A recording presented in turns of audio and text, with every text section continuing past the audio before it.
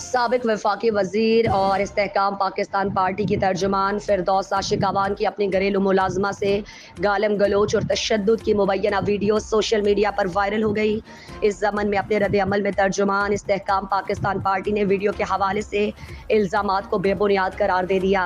Social media पर ज़ेरे गर्दिश mobile phone से बनी हुई वीडियो में सुना जा सकता है कि फ़िरदौस आशिक़ अवान मुलाज़मा को गालियाँ और पुलिस को बुलाकर उसे बंद कराने की धमकियाँ भी दे रही है।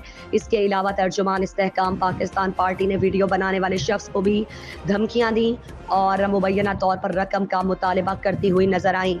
इस हवाले से अपने रद्द अमल में फ़िरदौस आशिक़ अवान ने दावा किया कि इस वीडियो का हकीकत से कोई ताल्लुक नहीं। ये वीडियो पुरानी और किसी और के घर की है जिसने चोरी के मामले पर मुझे सालसी के लिए बुलाया था। मैंने जिस पर तशद्दुद किया या बदतमीजी की उसको कोई सामने लाए। वीडियो अपलोड करने वाले के खिलाफ साइबर क्राइम में दरखास्त दूंगी।